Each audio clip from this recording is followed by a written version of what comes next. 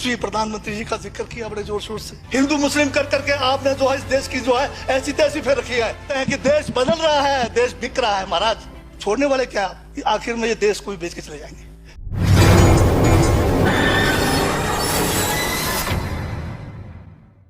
अब मैं ये पूछना चाहता हूँ, भूटान को 10,000 करोड़, मंगोलिया को 70,000 करोड़, बांग्लादेश को 15,000 करोड़, मॉरिशस को 5,000 करोड़, नेपाल और अफ्रीका के देशों को 39 अरब करोड़, सरदार स्टैचू को 3,000 करोड़, उद्योगपतियों का ऋण माफ करने के लिए 5,55,000 crore. We are firstly Indian and lastly Indian. Modi की विदेश यात्राओं पर 25,000 करोड़ और बीजेपी का मुख्यालय का 350 करोड़, मोदी और बीजेपी के विज्ञान पे 5,000 करोड़, मोदी की सुरक्षा में 24 घंटे में 1 करोड़ रुपए दिन का खर्च कर रहे हैं और साल में 591 करोड़ 30 लाख रुपए आप खर्च कर रहे हैं। और पिछले 5 सालों में कुंभ के मेले में 15,000 करोड़ और यूएसए के प्रेसिडेंट ट्रंप को नमस्ते करने के लिए 100 करोड़। तो ये यशस्वी प्रधानमंत्री है क्या? इस किस्म के प्रधानमंत्री को यशस्वी कहेंगे?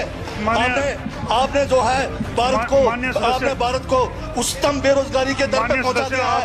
आज विश्व में भारत जो है भूखमरी में बांग्लादेश से भी नीचे है, आज पाकिस्तान से भी नीचे है। जिस देश में 25% जो है रात को भूखा सोए, उस देश का प्रधानमंत्री यशस्वी है क्या?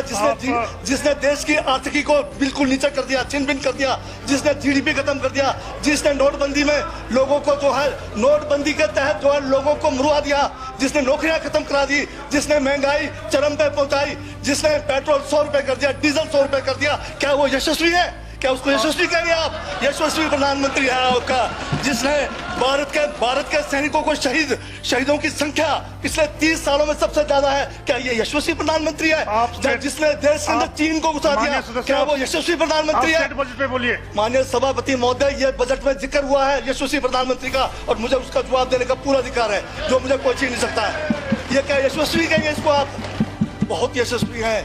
देश का जो है आज बिल्कुल देश को आर्थिक रूप से कंगाल, राजनीतिक रूप से कश्मीर से कन्याकुमारी जो अखंड भारत है वो खंड होने जा रहा है।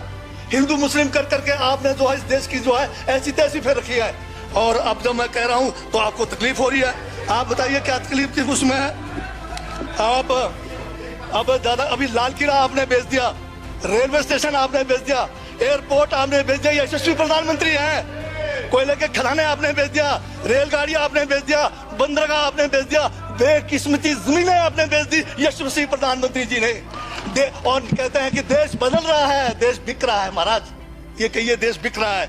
LIC तैयार है बेचने के लिए, IDB भी तैयार है, ये जो एयर इंडिया तैयार रखा हुआ है, BSNL बेचने वाले हैं, ONGC बेचने वाले हैं। छोड़ने वाले क्या, आखिर में ये देश को भी बेच के चले जाएंगे। क्या है उनका एक झोला है, झोला लेके चल पड़ेंगे। ये है आपका यशस्वी प्रधानमंत्री। ये यशस्वी प्रधानमंत्री है। दाढ़ी बढ़ाने से टैगोर नहीं बन जाते। टैगोर के गुण लाने के लिए दोबारा जन्म लेंगे 100 बार तब भी नहीं आएगा। हाँ, दाढ़ी बदल के और मेकअप करा के 15-15 लाख के, उससे कुछ होने वाला नहीं है आपका।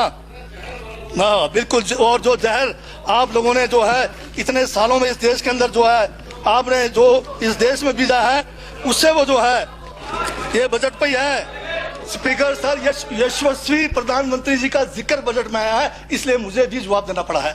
और मैं यहाँ ये कह के इस बात को समाप्त कर देना चाहता हूँ, बर्बाद गुलिस्तान करने को तो एक उल्लू काफी था। हर शाख पर उल्लू बैठा है, अंजामे गुलिस्तान का क्या होगा? ये हाल है आपके। अब बजट में सुशासन की बात की है आपने, और गवर्नर स्पीच में डाला जरूर है आपने। इस बार जो है थोड़ा हल्के में अपने बजट में कहा है। उसमें आपने कहा है सुशासन और विश्वास के 3 साल विकास के। डायलॉग मारने में तो आपका मुकाबला नहीं है, जुमले की सरकार है, जुमलाबाजी में तो आपका रिकॉर्ड है। और ट्रंप को भी पीछे छोड़ गए। सबका साथ सबका विश्वास, सुशासन की बात है, भ्रष्टाचार खत्म करने की बात है। मुझसे पहले साथियों ने भ्रष्टाचार के बहुत सारे विभागों को बताया, मैं उस पर जाना नहीं चाहता। पर सुशासन है कहाँ? ये तो कुशासन से भरा हुआ है। आज किसी भी क्षेत्र में आप जाइए, किसी भी डिपार्टमेंट में जाइए, वहां सुशासन नहीं है, केवल जो है कुशासन चला हुआ। फिर सबका साथ सबका विश्वास, अब कहाँ है सबका साथ? बजट आप जो है अपने को देते हैं। बजट में चाहे टूरिज्म का हो, चाहे IPH का हो, चाहे फॉरेस्ट का हो, चाहे गौशालाओं की बात हो, चाहे स्कूलों की बात है, तो सारा का सारा तो आप अपने आप को देते हैं। तो यहाँ भी जो है अंधा बांटे रेवड़ी फिर के अपने को दे। तो बताइए किस तरह से सबका साथ हो रहा है? खाली भाषण बोलने से नहीं होता है, उसको आपको जानना भी पड़ेगा कि किस तरह से आप सबका साथ दे रहे हैं। फिर विकास की बात आप नहीं कर रहे हैं। जब आपने पहला बजट पढ़ा, बड़े जोर शोर से आपने कहा कि हम विकास पैदा कर रहे हैं। हमने भी माना कि आपने विकास पैदा किया। मैंने उस समय भी कहा कि जो आपने जो विकास पैदा किया है ये अपंग है, कुपोषित है, ये जो है आगे बढ़ने वाला नहीं है। और आज 4 साल हो रहा है, वो आपका विकास बेचारा रैंक नहीं पा रहा है। चलना तो छोड़ो, अभी रैंक भी नहीं पा रहा है। इसलिए आपने अब छोड़ दिया है विकास के बारे में बात करना। अब वेंटिलेटर लाया हुआ है आपने, ऑक्सीजन है नहीं, वेंटिलेटर चलता नहीं है, विकास बेचारा अधमरा पड़ा हुआ है। अब तो ये स्थिति आ गई कि आपने अंतिम यात्रा तैयार कर दी उसकी। बढ़िया है, जल्दी से अंतिम यात्रा करिए, ले जाइए कहीं उसको किसी बढ़िया शमशान में, जो भी करना चाहे, दफनाना है, चाहे उसको अग्नि में देना है, दे दीजिए। क्योंकि हम आने वाले हैं बढ़िया विकास लेकर, जो शुरू से दौड़ेगा, जो तेजी से दौड़ेगा और हिमाचल को जो है आगे पहुंचाएगा। आपने अभी जो है ये जो विकास की बात हुई है, इस विकास को अब आज गोद, ऐसा तो है कि गोद भी ले सकते थे आप, पर अब 4 साल आखिरी साल में कौन आपको अपना विकास देगा गोद लेने के लिए? क्योंकि गोद लेने के लिए भी कानून में बना हुआ है कि उस किस्म के कानून चाहिए जिससे आप गोद ले सकते हैं। तो अब आपका अंतिम यात्रा शुरू हो गया है, बहुत अच्छा है।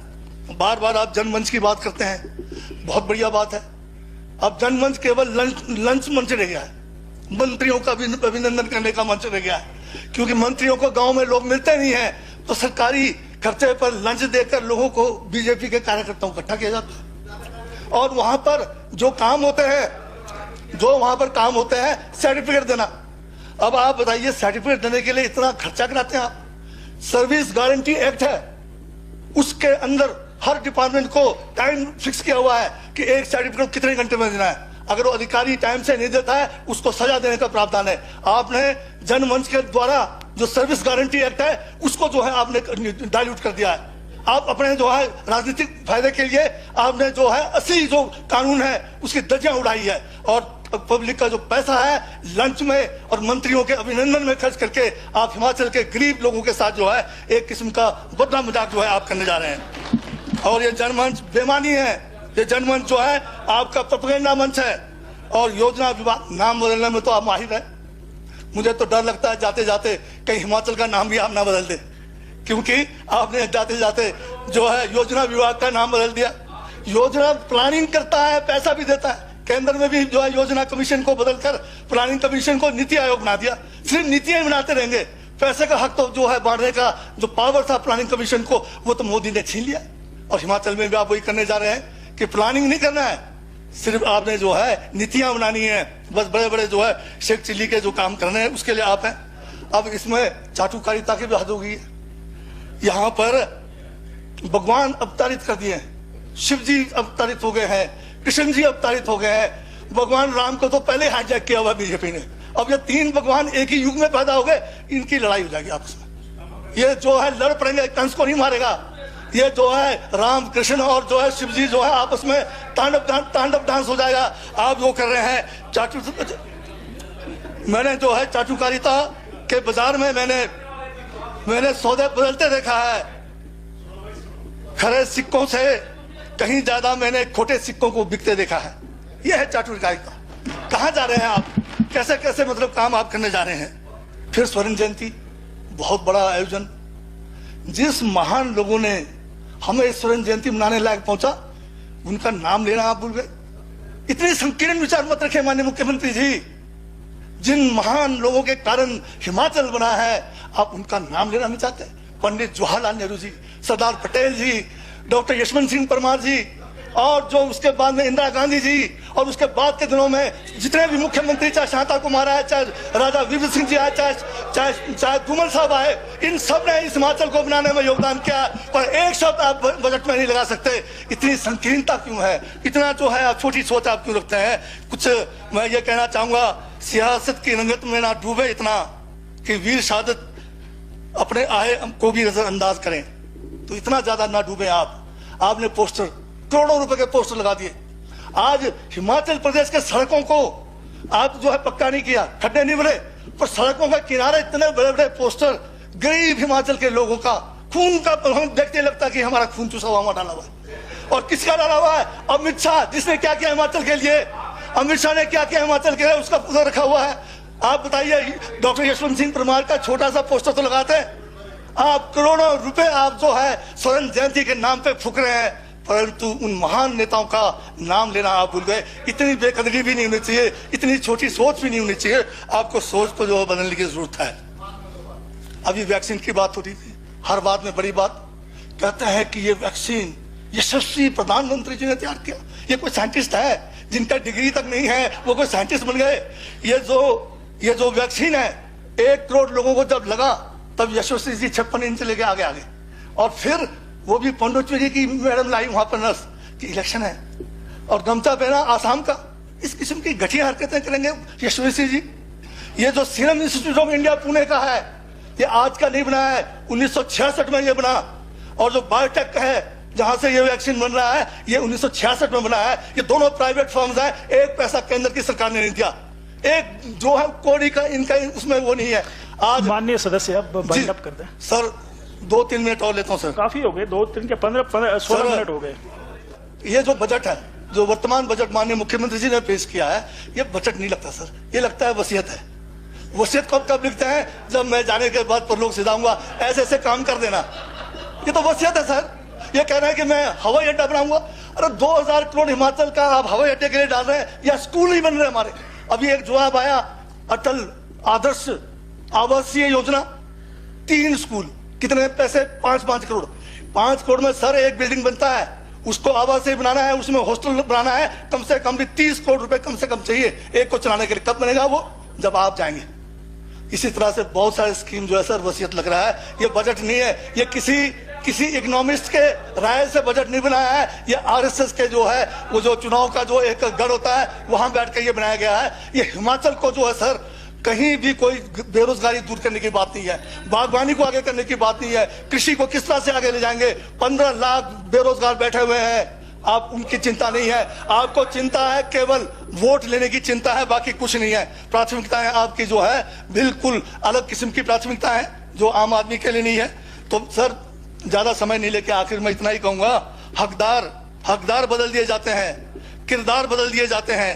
ये दुनिया है साहब, यहाँ मन्नत पूरी ना हो तो रिश्ते क्या भगवान तक बदल दिए जाते हैं। धन्यवाद।